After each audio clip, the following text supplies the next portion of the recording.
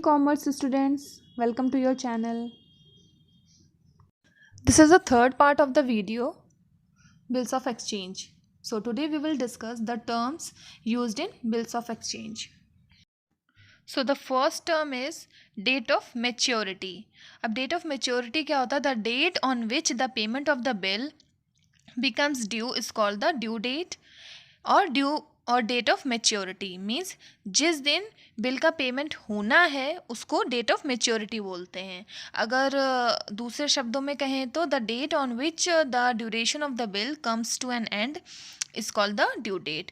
Means जो bill का duration है जिस डेट में एंड होती है that date will be called date of maturity. Means जिस दिन उस बिल का पेमेंट होना है वो दिन डेट ऑफ मेच्योरिटी कहलाता है. Now second term is days of grace.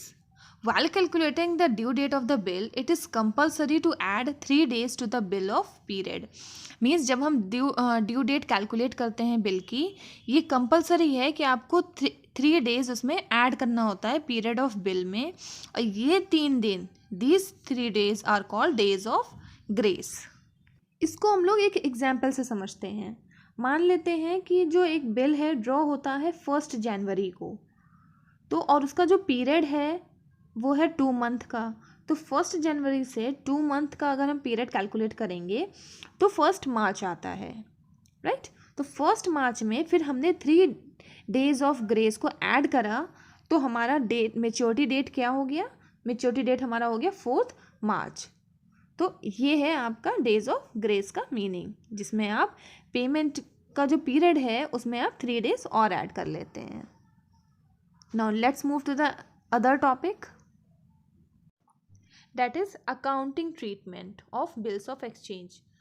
तो for the purpose of accounting bills are divided into 2 category. Means इसमें अकाउंटिंग करने के लिए बिल्स को 2 कैटेगरीज में डिवाइड करा जाता है.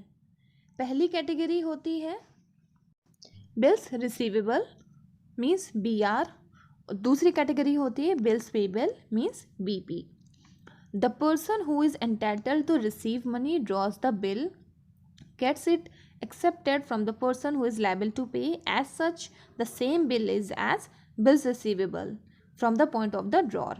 Means एक पर्सन ने बिल ड्रॉ करा, ठीक, उसको एक पर्सन ने एक्सेप्ट करा जो कि लाइबल होगा पेमेंट करने के लिए, ठीक. वही सेम बिल ड्रॉर के पॉइंट ऑफ व्यू से बिल्स रिसीवेबल हो जाएगा और from the point of view of the acceptor means ड्रॉई वही सेम बिल्स पेबल कहलाएगा. अगर सिंपल लैंग्वेज में कहें तो the same bill is an asset for drawer, that is bills receivable, and a liability for the drawee means bills payable. BR आपका asset होता है and BP आपका liability होता है. Now let's move to the journal entries of BR and BP. यहाँ पर 3 journal entries हैं जो in the books of drawer और in the books of drawee में होती हैं. पहली एंट्री होगी when X sold goods to Y. Means X क्या कर रहा है यहाँ पे? Y को गुड्स सोल्ड कर रहा है. तो यहाँ पर सबसे पहले तो सेल्स की एंट्री होगी. पहले हम ड्रॉर के बुक में एंट्री करेंगे Y account to sales account. यहाँ पर गुड्स सोल्ड हो रहा है क्रेडिट पे. और ड्रॉई के बुक्स में एंट्री होगी परचेजेस टू X अकाउंट. यहाँ पे Y क्या कर रहा है? Y X से परचेज कर रहा है. अब दूसरी एंट्री क्या होगी? यहाँ पर बिल ड्रॉ करा जा रहा है तो ड्रॉर के लिए वो बिल BR होगा, बिल्स रिसीवेबल, और बिल्स रिसीवेबल होती है हमारी एसेट, तो ये इसको डेबिट करेंगे हम. तो bills receivable account DR to Y, ये होगी एंट्री ड्रॉर में. अब ड्रॉई में क्या होगा? मीन्स Y की बुक्स में एंट्री क्या होगी? Y के लिए जो बिल है वो बिल्स पेबल हो गया, लाइबिलिटी हो गई, और लाइबिलिटी को हम क्रेडिट करते हैं तो X account to bills payable account, because in this case उसने वो बिल को एक्सेप्ट कर लिया है. Now third entry is when the bill is retained by X till the date of maturity and Y pays the amount of bill on maturity. Means X अपने पास bill रखता है maturity date तक और Y जो है उसका payment maturity date को कर देता है। तो पेमेंट करने की क्या एंट्री होगी, पेमेंट रिसीव हो रहा है ड्रॉर को मीन्स एक्स को, तो वो अपनी बुक में एंट्री करेगा bank account to bills receivable account, यहाँ पर उसको अमाउंट रिसीव्ड हो रहा है मैच्योरिटी डेट पे। Now in the books of Y means drawee अपने बुक्स में एंट्री करेगा, वो पेमेंट कर रहा है तो वो करेगा bills payable account to bank account because the amount of bill paid on maturity. यहाँ पर वाई जो है पेमेंट कर रहा है एक्स को, इसलिए ये एंट्री करी गई है। तो ये 3 एंट्रीज होती हैं बिल्स ऑफ एक्सचेंज में। इसको हम लोग और अच्छे से एक एग्जाम्पल से समझते हैं। Let's move to the example. So यहाँ पे ये क्वेश्चन है कि on 1 January 1994 X sold goods to Y of rupees 5000। 1 January 1994 को एक्स ने वाई को 5000 रुपीज़ के गुड्स बेचे। On the same date X draws a bill on Y. X ने क्या करा, वाई के लिए बिल लिखा फॉर 5000 ड्यू आफ्टर 3 मंथ। उसने कहा कि 3 महीने बाद आप इसका पेमेंट करोगे। वाई ने उस बिल को एक्सेप्ट कर लिया and return it to X. X retained the bill till the due date and Y meets the bill on due date. Means X ने उस बिल को ड्यू डेट तक अपने पास और वाई ने उसका पेमेंट ड्यू डेट पर पेमेंट कर दिया उसने। तो सबसे पहले हम क्वेश्चन में पहचानेंगे कि who is drawer and who is drawee. तो यहाँ पर ड्रॉर कौन है, drawer is X and drawee is Y.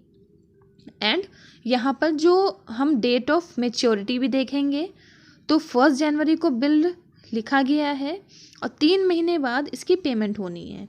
तो 3 महीने बाद जो इसकी डेट पड़ेगी 1 जनवरी से, वो आपकी पड़ेगी 1 अप्रैल और 3 डेज ऑफ ग्रेस हम इसमें ऐड करेंगे। It means maturity date will be April 4। तो अब इसमें हम क्या करेंगे, हम जनरल एंट्रीज पास करेंगे दोनों की बुक्स में, एक्स की बुक्स में भी और वाई की बुक्स में भी। तो सबसे पहले हम एक्स की बुक में देखेंगे कि एक्स की बुक में कौन कौन सी जनरल एंट्री पास होंगी।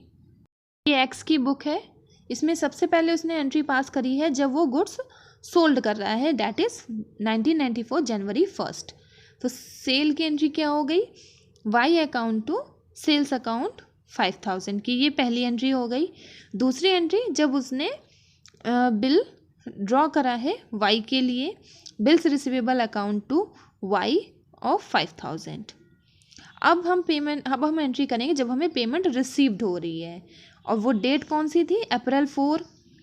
और पेमेंट रिसीव की एंट्री क्या होती है, bank account to bills receivable account, क्योंकि इस डेट को हमें अमाउंट रिसीव्ड हो रहा है 5000 का, तो हमने तीसरी एंट्री कर दी। ये 3 एंट्रीज होंगी in the books of x.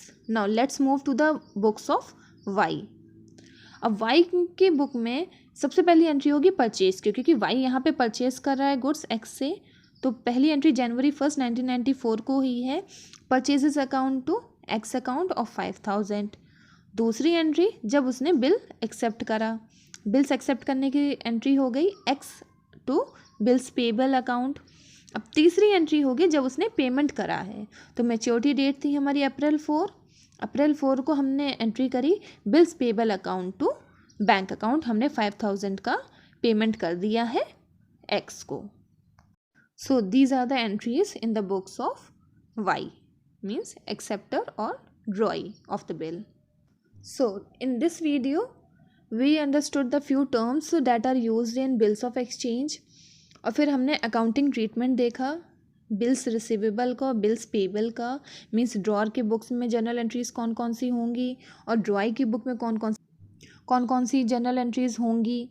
तो अब इस टॉपिक के जो बाकी सब टॉपिक्स हैं वो हम पार्ट 4 वीडियो में डिस्कस करेंगे. Thank you. Hope you like the video. Please like, share and subscribe. Thank you for watching.